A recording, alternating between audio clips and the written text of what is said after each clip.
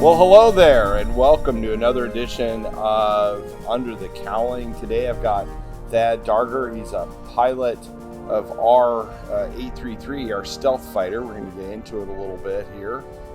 These are all being filmed for our archive, and we'll go out also over our YouTube channel at some point. So, Thad, welcome. Thank you. Thank you for being here today. It's an absolute pleasure to be here. So, how did you, and I always ask this question, I'll Sure. ask you the same, how did you get into the Air Force? How did that whole thing work for you? Yeah, I love talking about it because I'll do that a little bit later on this evening. We have you've heard the expression military breeds military. Right. And that lives in my household. So my grandfather was a Navy Seabee. My father was a CH-46 pilot in Vietnam, got shot down 3 times, survived. And then I ended up seeing a shadow box in his office every day when I'd be doing my homework. And, when I was in my teens, he whispered in my ear about military academies. And I ended up pursuing that option and going to the Air Force Academy. So you're academy grad. I am. Wow. All right. I am. Yeah. Does that change it for you? Yeah, man, the academy guys here, everybody at home that didn't make it, they're going, oh. Oh, are they? Yeah. Well, the other thing that I should probably do just to be more on board with my fellow academy members is I should probably stiffen up a little bit, right? Yeah, that's it. Yeah, okay. You got to be a little bit more of a hard ass. I got in a lot of trouble while I was there, so I don't know if I was the You were the class clown guy? I don't know about class clown, but I had my moments. There you go. Yeah. So where'd you go to flight training? I went to Reese Air Force Base in Lubbock, Texas. Yep. All right. Great place. Closed down now, obviously, but had a great time while I was there. Did you get over to San Antonio at all, Randolph, or any of those areas in there? Well, I ended up going back down to Randolph when I went through T-38 instructor pilot training. Okay. And so I spent some time over there, yeah. Yeah, I miss Texas. Randolph's a good base. Yes, it is. Mahal and all that over yes, there. it is. So, so you get into the military. Yep. Now, we were talking to Beast. Yes, the Beast, of course, and very famous. And he was an F-111 driver, originally a bombardier, I think. Started out as a bombardier. Yep. And you were a bone pilot. That's right. A B-1 pilot. How did that work? Well, first of all, it's really cool. So when I went through pilot training, they had been giving B-1s to pilot training graduates for about a year. Meaning, just like in some of the other airplanes, when the B-1 originally came out, you had to be a B-52 pilot or an FB-111 pilot to get into it. But anyway, when I went through pilot training, B-1 was an option. I loved being low and fast. I didn't like the idea of being in a cap, flying around in a circle. Right. And I picked B-1s out of pilot training. It was my first choice, and I was very fortunate. I went to fly them at Ellsworth. And then I had some kind of strange things happen to me in my career because while I was at Ellsworth, we flew T-38s for our co-pilots to increase their flying hours. And the Air Force started a new program where I was in the first class of people that I was mission qualified in a B-1, but I was really a T-38 instructor pilot to help our co-pilots. So I flew 38s. They resurrected a program that had been called the SAC-TAC exchange, where bomber pilots had gone to fighters back in the 70s and early 80s. And they resurrected that program when we combined into Air Combat Command. And in the second year that program was open, I applied and ultimately received a stealth fighter as a B-1 pilot. Really? Yeah. Well, they had gotten away from, and this, the only reason I know all this now is we've been through a lot of these interviews. Of course. You're getting the benefit of being on the tail end of this thing because I got quite a bit of, but they got away from fighter guys because they were worried about like spatial guys flying the airplane too hard. Of course. And they were looking for bomber pilots. And so... Well, I don't know if I can get completely on board with looking for bomber pilots because there were 4 of us in my class and 2 of us were B-1 pilots. And the other pilot was an F-15C model guy. Really? And then the other guy was an F-111 guy. Okay. And it's ironic because I look back on it now, the other B-1 pilot, his name's Ken Tatum. He flew these into retirement in 2008. He ended up becoming a squadron commander, retired as a full bird colonel. But I was talking to Ken a couple of weeks ago, and I don't think anybody else from the B-1 ever went to the 117. What's interesting with B-1, isn't it, that we've gone away with drones. Yes. It's all nap of the earth and this Right. low-level penetrator stuff. And behind us, I'm not sure if it's in the shot, but there's a 105, the Thud, which, Yeah, of course. probably is the premier, and getting your ass shot off in 100%. Vietnam, right? But that's partially our fault. But Right. Well, that's what happens when you attack SAM sites. yeah, and you go after them the same route every day, right? You turn it into a shooting gallery. But the low-level penetrator mission, I think, has pretty much gone away. I mean, with drones, they seem to. I mean, obviously, Sure. with B1, I mean, it still has that capability.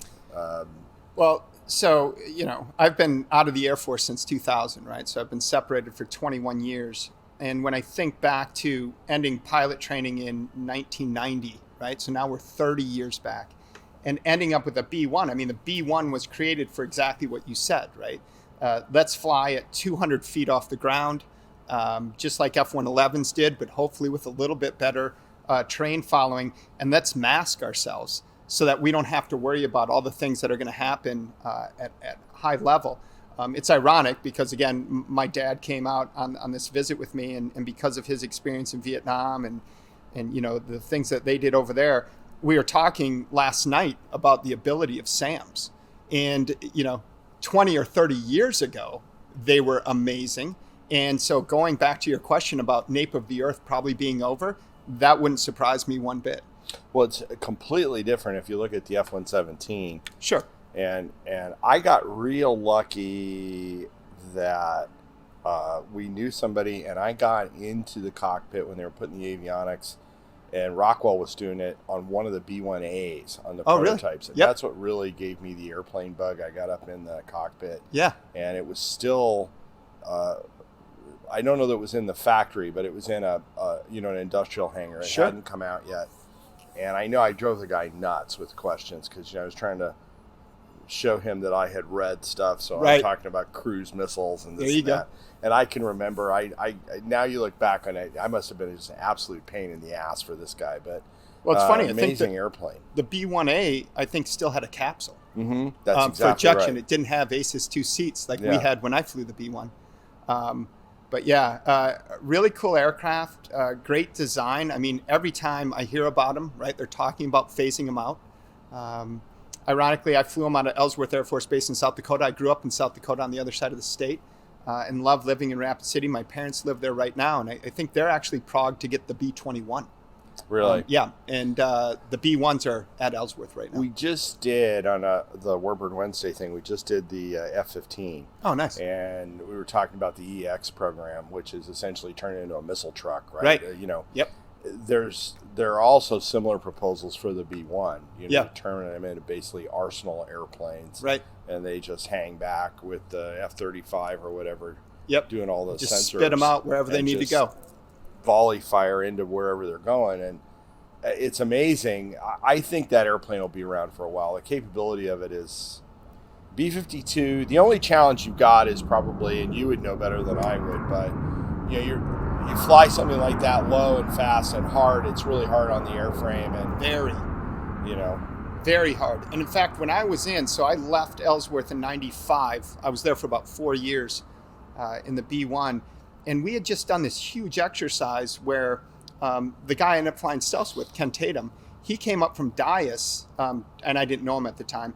But we were doing this huge sustainability exercise because back in the early 90s, they hadn't bought enough parts to maintain the aircraft based on the pretty typical, yeah. based on the wear and tear. And so we did that whole exercise. And now, again, to be 30 plus years removed from that, like you said, a B-1 down low, I mean, we weren't supposed to, but I've been inverted in a B-1 coming out of a low-level route and doing a max climb. We used to do it all the time. And we flew them pretty hard. I mean, Yeah. I don't think B-52s, and again, it's a whole different generation of airplane, right? They've been Right. around a lot longer. But yeah, your comment about flying them hard is certainly true. Well, and with 3D printing and some of the things they can do now, they don't need the jigs and some of the things. But Right. even with that, we see it with the World War II airplanes, Sure. and they're not we don't G-load airplanes anymore when we fly. Of course. There's no reason to. Yeah, why would you? So, and if you do that in our thing, and I find out about it, you're gone. If I find out you G-loaded one of our I'd be the World War exact same II way. fighters. Yep. But you just deal with fatigue. The airplanes, and none of these the World War II airplanes that we fly, they were never ever designed to be around. Nobody was thinking, we're going to be flying this thing 75 or 80 years later, right? I mean, that wasn't part of it. Right. The bone, the B1, I think you're going to run the same issue. We've got some Cobras going out here. Yes, we do. Of the four-wheel kind. Nice. But the not the helicopter type. Not the helicopter kind. But what's your? Did you fly the B1 at all in any combat? I did not. So no, it was funny. I was at Dyess Air Force Base. You're going to get some more Cobras here in a minute. I was at Dyess going through training in '91 when the first Gulf War broke out. And then I got to do some pretty cool things in the B1. Some team spirit out in Korea, where we deployed out to Guam, and we'd fly them all the way to Korea and then bring them back to Guam. And I got to do some things like that, but no combat in the B1. No. We've talked about a little bit with some of our other folks, Russians and show force missions and stuff like that. Did you ever run into any? I'm sure you did. Russian airplanes. You get shadowed at all? Actually, I did not. Really? Nope. That didn't happen to me in an 11-year career. I was shadowed following Operation Allied Force when we flew 4 or 5 of these from Aviano up to Spangdahlem, where our sister squadron was. Right. And the French wanted to come up, even though we told them not to, and fly next to us for a little while. But what were they flying? I do not even remember. Really? No idea. All I remember is that we had told them, hey, we've got to fly up or whatever. And we were like, leave us alone. Yeah, and stay away. Maybe it didn't happen. Maybe I'm just making it up in my mind. But I think the French came up just to see what was going on. They weren't very close to us. Well, everybody's intrigued, right? Everybody wants to see everybody else's hardware. Of course. So you go through the whole B1 experience. That's right. And then tell me how you got approached for F-117s. Yeah, so I love the way it worked out. So they had resurrected this program, right, where you could do this crossflow, and that's what it was called. It was called Bomber Fighter Crossflow. So just like everything in the military back then, you had to fill out this whole package, and it had to have all your check rides and your performance reports, just typical promotion type stuff, and you had to send it in.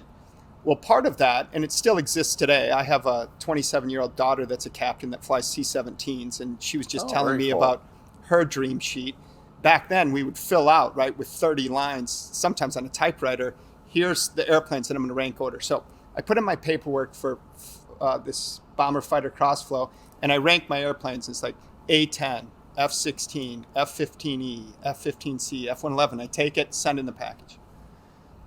I leave Ellsworth because I'd been a T-38 instructor pilot up there, and I moved to Vance Air Force Base to just be at a pilot training base. And I'm sitting in the flight room one day with one of my students, and somebody walks out and says, "Hey, Darger, there's somebody on the Pentagon that's on the phone in the instructor pilot room." And I was like, "Geez, why is the Pentagon calling?" So I walk in, hello. Guy says, "Hi, this is Major so-and-so. I'm working the Bomber Fighter Crossflow board, and we didn't see a stealth fighter on your dream sheet." And I was like, "Well, I didn't know that was even an option, is it?" And he was like, "Well, if we gave you one, would you fly it?" And I said, "Well, of course I would." And he goes, "Thank you very much." And I go, whoa, wait, stop. And he's like, "How can I help you?" And I said, "Well, did I get one?" And he goes, "We'll be in touch." And he hung up the phone. And 6 weeks later, I found out that I'd received one. It's like a guy calling you, tell you won a Ferrari in the lottery, right? And I'll call you back. Maybe. Yeah, I'll call you with instructions. So it's funny. You get to talk to pilots all the time. I've been out of that world for 20 years and been in sales. But it's really funny, just a quick stealth connection. So that happens. And in my T-38 squadron at Vance, there was a stealth fighter pilot that had flown the stealth in 1991. His name was R.C. Klein. And I went across the hall and said, "These guys just called me and said I might have, just gotten this stealth fighter." And it was really weird because he told me, he flew him during the Gulf War, that he had carved his initials into the stick of one of the last stealth fighters ever produced. And when I got to Holloman, his initials were still they're still there? Yeah. That's later. That's very cool. 6 years later, R.C. Klein. Yep. So, yeah, so that's how I found out that I got it. And I was just shocked. I had to go back to lift, and go through AT-38s because I hadn't done that to go to the B-1. And that was a cool experience because I was a T-38 instructor pilot and then showed up at lift to learn how to fly a 38. So that was kind of cool. That's fun. Now, what did you think when you made the transition to the black jet? What do you mean as far as how the flight airplane characteristics? Was there any surprises? Everybody asks that. Yeah. The airplane just looks so unusual, right? It doesn't look like it would fly normally. And that's what I tell people. That's the cool thing that Lockheed did, right? So with the 4 computers, everybody always asks about the 4 pitot probes that are on the front.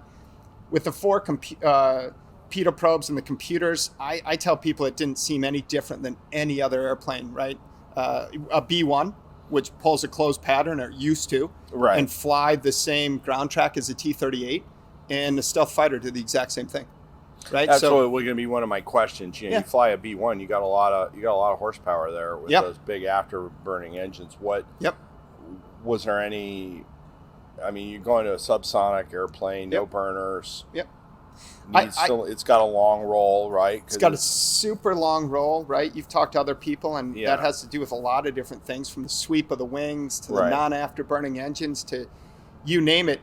I never felt like it was underpowered.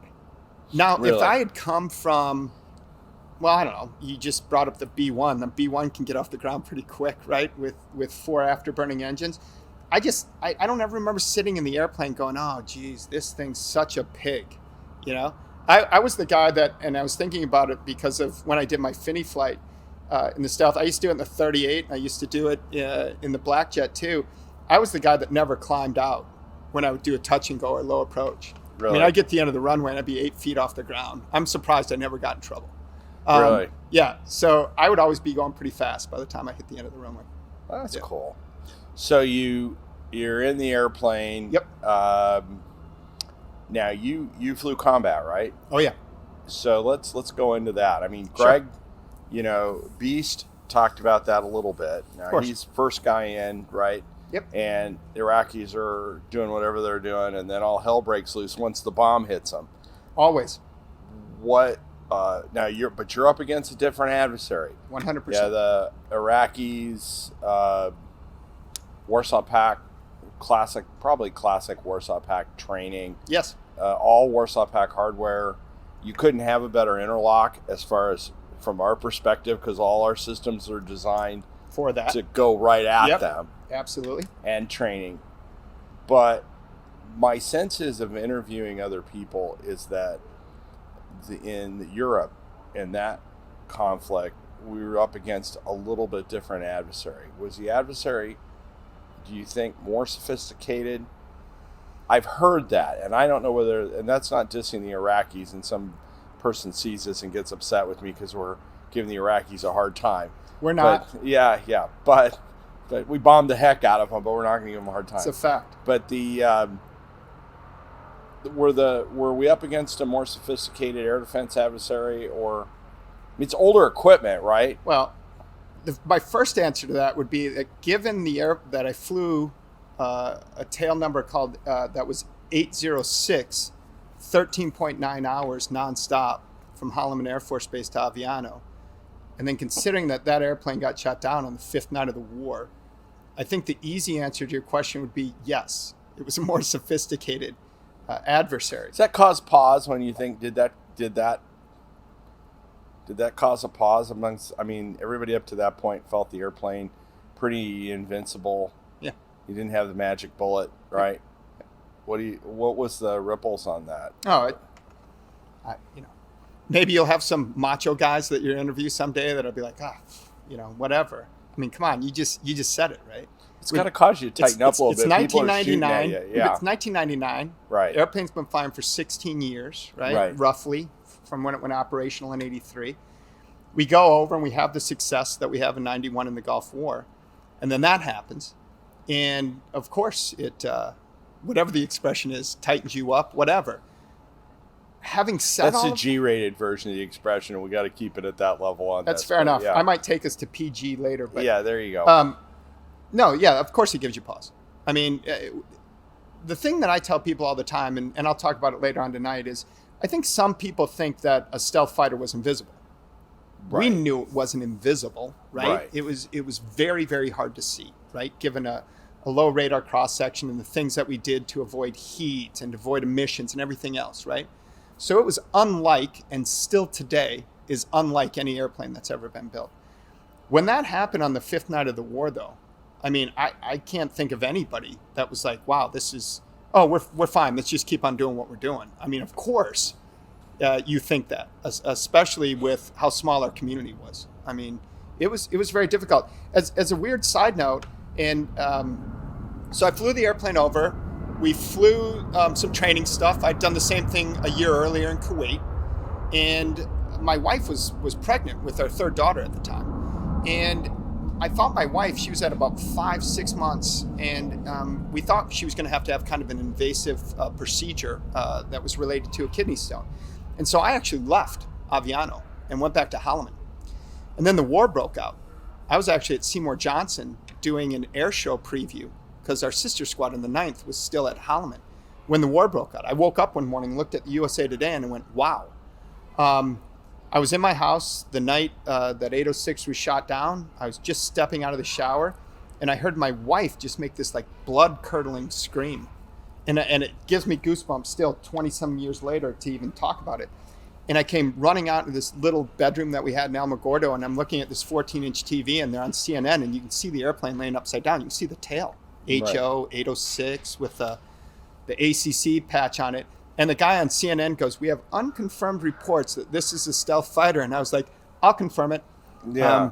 But the phone immediately rang, and a guy that I had met from NBC News when I'd been in Kuwait a year earlier, his name is Ross Simpson. Yeah. He actually wrote a book called Stealth Down. Yeah. He called my house, and he said, hey, are you watching the TV? And I said, I am. And, I said, hey, I can't comment on anything. And he was like, is that a stealth fighter? And I said, yeah. And he said, do you know anything about it? And I said, no. So then I went through the process of, I was actually back in country. So when the 9th went back, I said, I'm going back. I was our chief instructor pilot at the time in the 8th. And, I'd been in the airplane for 2.5 years. And, I felt like I was at my prime, right? It had been what I'd been training for my whole career. So I went back and then flew on one of the first nights after the shoot down because they had a whole bunch of weather for 5 or 6 days following that event. And so it really gave me pause because I'd been at home when all that went down. Yeah, and the fact that they had the canopy, they had a clear name on the canopy, The first thing that they did, right, over in Italy is the minute they saw that, then they just spray painted over all of our names on the outside of every airplane. Did they? Oh, yeah. Just immediately removed everything.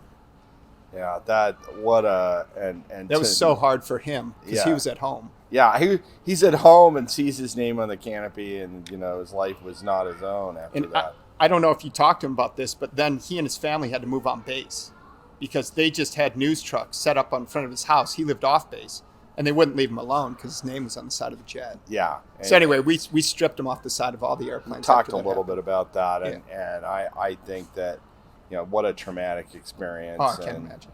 Fortunately, they were able to rescue the pilot. That would have been the probably the worst of the. But the aircraft. One thing, no aircraft is singular, right? In other words, what I mean by that, on a strike mission, there's jamming. Don't even fuel, get me going. It's the best teamwork in the world, and I've been saying it in corporate America for the last 20 years. When people tell me about this big project that's going to require all this teamwork, and I'm not trying to be flippant when I say it, but you can't get the kind of teamwork. To put 8 of these into Belgrade, like you said, we have 4 F-15Cs, on each side of the city. Right. We have 4 EA-6Bs separated. We'd have 4 F-16 CJs to shoot harms in, and that was after we had come off the tanker. That was after we had worked through AWACS. And so we would have a minimum usually of 12 airplanes that were in support just to get the 8 of us in and the 8 of us out. Right. Really cool example of teamwork. Do you think some of the issue on the loss of that airplane may have been, you said something, the airplane's been in combat Sure. for 16 years. It's unrealistic to think, the enemy always learns. I talk about a lot of airplanes when we talk about airplanes in the collection. Sure. Anytime and I'm sure first Warsaw Pact and then, anybody that was going to have to face up against the airplane. Right.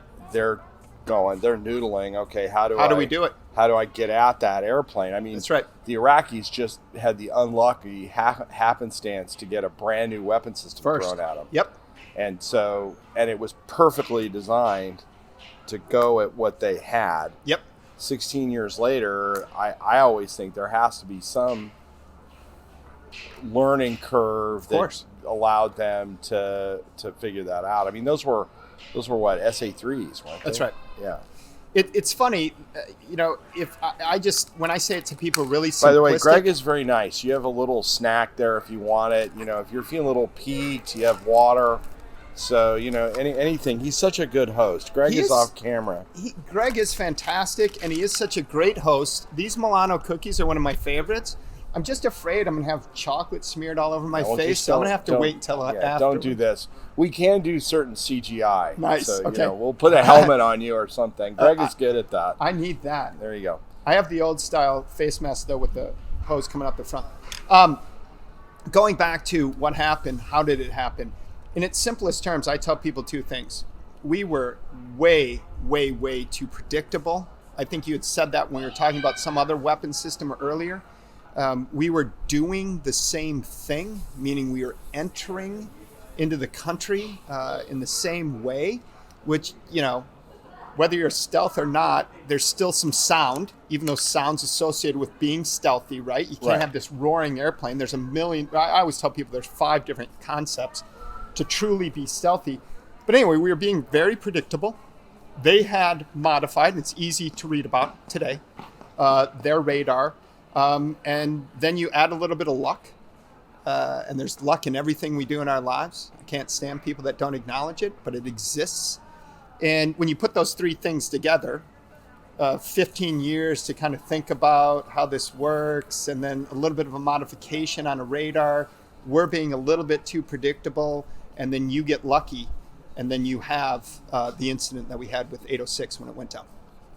It's interesting, when we put the airplane up, we immediately got trolled by some of the Serbs. Get trolled on the Serbs were 100%. trolling the hell out of us on 100%. it. We didn't know it was invisible and blah, blah, blah.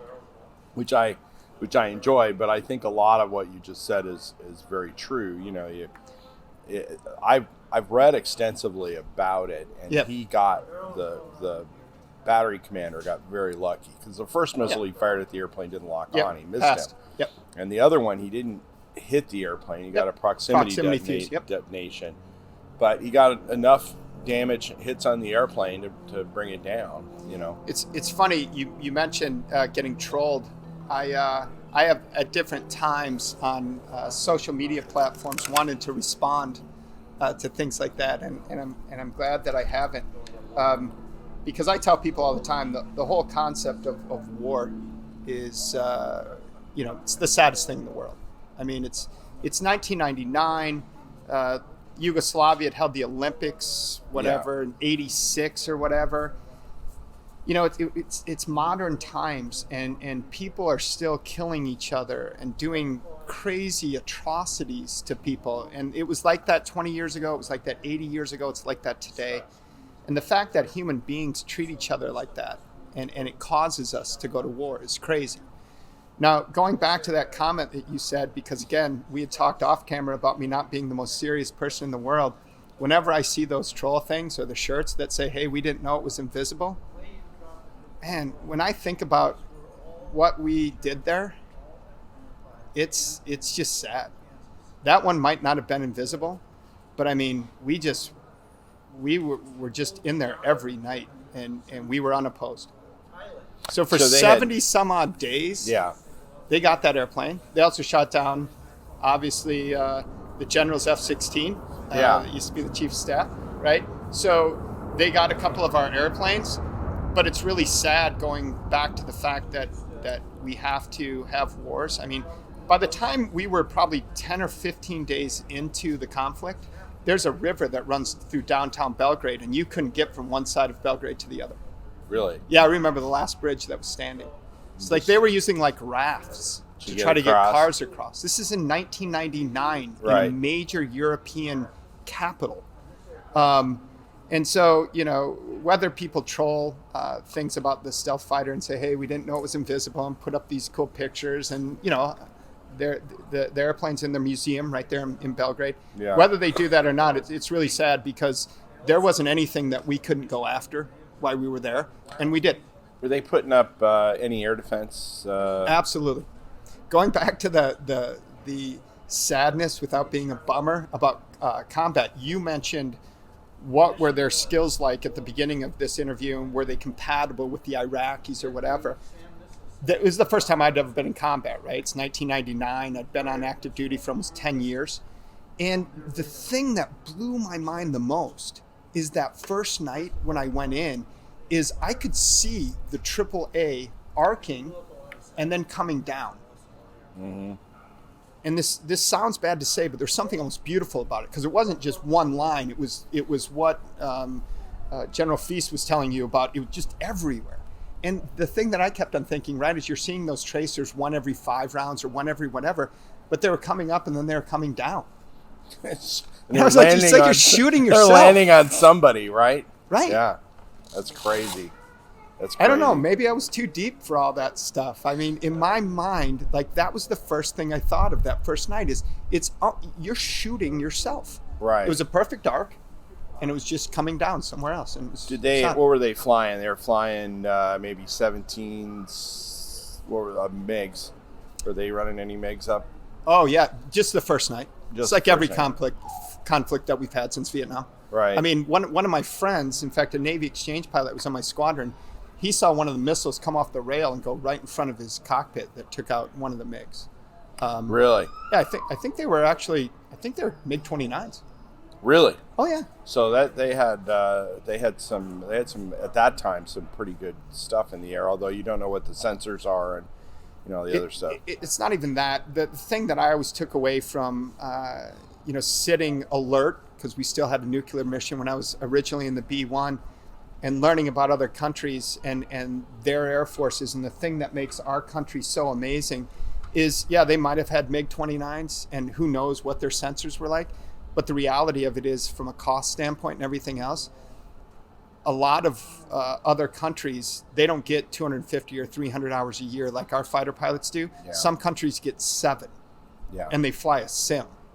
And, I don't know if this is true. I'm sure we can look it up. I'm pretty confident that's true. But supposedly a couple of the MiGs that took off, a whole bunch of C-model guys that were just biting at the bit were like bumping into each other.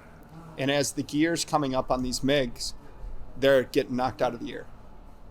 Well, that would be the same thing with the Iraqi experience. And they realized they just couldn't. Although, but that goes back to those tactics. They were very command and control heavy. Right. And they'd be vectored in, and they're just sitting ducks. I mean, if you're up there on a cap. Yeah, and I don't think another MiG flew. And again, I wasn't over there for the first 5 nights of the stealth fighter portion of it. I don't think MiGs flew after the first night, or if they did, it was maybe night 2 and night 3. But again, you're not going to come up and play air-to-air games with the Air Force in the United States. No, you're not. It's suicide. You're not. What's now? I don't remember. Did you fly 833 over there? I did not. I flew 833, so that was in '99, obviously. In '98, when we had gone to Kuwait to do what this plane did, as well as drop bombs, and it truly is the most accurate bomber that at that point had ever existed. But as much as it was a weapon of war, I came to know immediately after I started flying it that it was a political tool, and it was a way to rattle a saber and say, hey, we're not screwing around anymore. And so I actually went to the airplane in August of 97, and in January of 98, we deployed to Al Jaber, Kuwait, and that's where I flew your bird, 833. Yeah, I flew it twice out of Kuwait. The hangar that we are building, Yep. that's just south of this one, Right. the structure is going to be like one of those, those temporary Yeah. hangars. So Yep. we're getting it built now. The idea is to have it try to look like that. Oh, so really? It looks in there With the flat kind of roof yeah. Oh, that's really cool. So we're trying to get as close as we can. It's a little great. difficult, but yeah. So you finish up with flying combat. So then what happens? You go back to life. Do you? Yeah. So 99, right? I get back. And again, I loved every minute that I was in the Air Force. I loved every minute that I was at the Air Force Academy. But I get back, it's 99. My third daughter was actually born while I was in Europe. Wow. And so I didn't see her. She was like 2 or 3 months old by the time I got home. And I went back to doing what we were doing. We have an audience here. It's great to have an audience. You went back? We were training. We were doing everything just like we were doing it before the war. And I actually separated in August of the next year, August of 2000, and Really? And went to United for an ill-fated 14-month run as a United Airlines pilot. Were you going inverted? Was that the challenge, or? Not that much. No. Yeah. But I separated. I was very fortunate. United was the largest airline at the time. I had this kind of thing in my head that if I was at the 11-year point, and as for all Air Force pilots, you really get a single separation point, right? Because of your commitments and everything else. And they've gotten even longer now. But when I hit that point, I thought, look, I can go on with my life, meaning, flying airplanes and doing that, or I'm going to progress to a point where I do a whole bunch of staff work and I'm doing whatever, and either at 20 years or 25 or whatever, I'll get out, and then I'll go do that airline thing. Right. So I separated. It was a great time. It was like the largest hiring boom in the history of mankind for the airlines, and I was there for 14 months. I was in the cockpit. I wasn't in the cockpit. I was actually sitting in first class of United Airlines flight deadheading when the first strike happened on the Twin Towers. Landed in Boston in between strikes. Watched the second one happen live in the United area.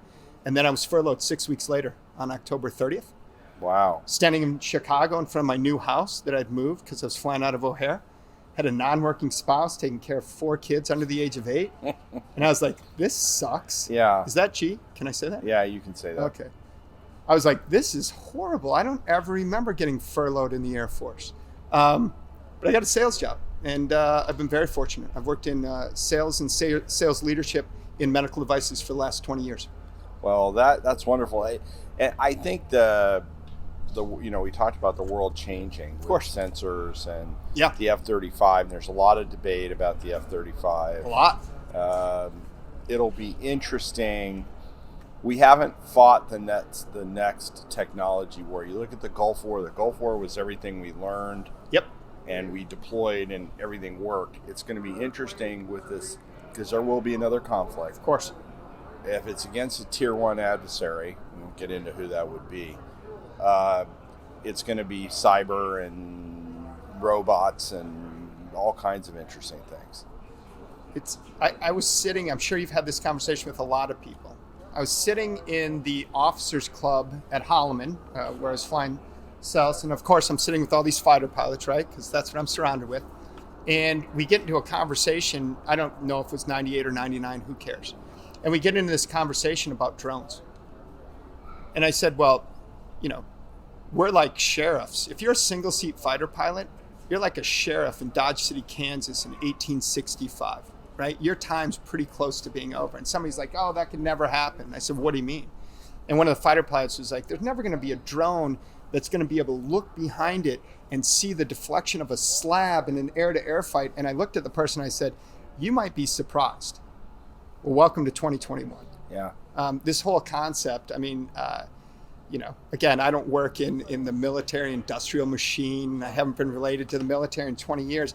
But if you're asking me as a layperson right here, right now, there's no follow-on manned airplane to an F-22 or an F-35. We might build that airplane that they're talking about to augment what the F-35 is doing. Because I heard a great thing the other day. You don't drive your Ferrari every day. Right. That's what somebody said about an F-35. Yeah. Or your Maserati or whatever. We might build something to augment those two airplanes, but this whole concept of a 6th generation fighter or whatever, and I'm a betting man. I'll bet a lot of money. No one's going to go there. It's going to be interesting to see, with loyal wingmen, which is exactly what you're talking about. Great example, right? So if you can start off as a wingman, give us 20 years, and then let's see what that flight lead looks like. Yeah. Right? I think so. And that, it's in a certain way it's sad, right? When you sit here and talk about the fact that no one's going to sit in any of these single-seat airplanes and have that kind of experience, whether you want to look at one of your Corsairs or all the way up to the most modern things that we have. But it's the reality, I think, of where we're going. Yeah, and taking it back to that F-117 upside down in that field, that's exactly why. 100%. You lose some electrodes, you lose a couple of circuit boards. 100%. That's well, but the world. 117, and I'm sure people have told you this, we talked about going back and bombing the wreckage the next day because we knew where it was, right? And so a lot of people had said, well, if we have an airplane like this, we flew them nonstop from New Mexico to Italy because of security reasons. We didn't want to pre-position people on the East Coast and then jump over the pond.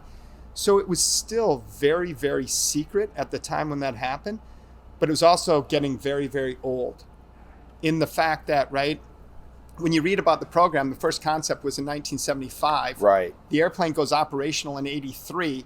And then here you have this airplane that shot down in 1999.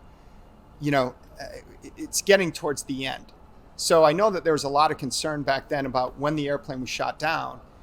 Was China going to end up with this? Was Russia going to end up with this? Who was going to end up with it? And I think that people just came to the conclusion that it's okay, for lack of a better word. Well, if you'd bombed it, they're still going to be able to go to the wreckage, 100%. Look at the metallurgy, do the 100%. analysis. You can't obliterate it. No. There's no way to obliterate it. No. And so that kind of genie's out of the bottle. That's right. The most classic example, and I don't think we, to this day, know what it was. I have my own ideas, was that that helo that they lost when they went after Osama that they did bomb. Oh, yeah. But Yep. It had some That modification special Black Hawk. on it. Yep. Right. Yep. And they still managed to get the tail assembly out of it. Oh, really? That's Yeah. a classic example. Yeah, it There you go. survived. So you're I never had never thought of it like that. That's you're a never great going to example. obliterate it. Yeah. And if somebody wants to come out and do the work, they're not stupid. The other thing that was crazy about the airplane, and like when I think about the presentation tonight, just talking to other people about it, is that there were so many things that had to come together on this airplane to make it feasible, that we used to always tell people, back in 98 or 99 when I'd be at an air show and people would be asking me about the airplane, I would say, look, you can't take the intakes of a fighter and cover them with a waffle grid and restrict the airflow that goes into a non-afterburning engine and still make the airplane get off the ground. With, oh, by the way, the wings swept back, no flaps, et cetera, et cetera, et cetera. Right. Meaning, even if you had one, to be able to recreate it, what Skunk Works did and what the engineers at Lockheed Martin did is just mind-boggling. Yeah. Still. Oh, it's... To make it all come together. Well, yeah, and to get an airplane that is operationally effective, Right. effective, it does what it's supposed to Or do. very effective. Yeah. Yes. Thank you. Yes.